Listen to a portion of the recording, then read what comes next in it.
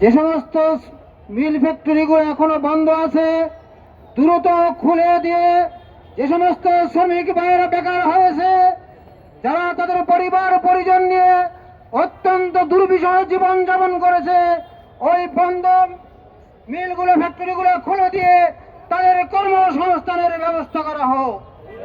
প্রিয় ভাইয়েরা, আজও রানা প্লাজার যে ধ্বংসস্তূপ হয়েছে এর সুষ্ঠু তদন্ত হয়নি, বিচারও আজকে দৃশ্যমান হয়নি।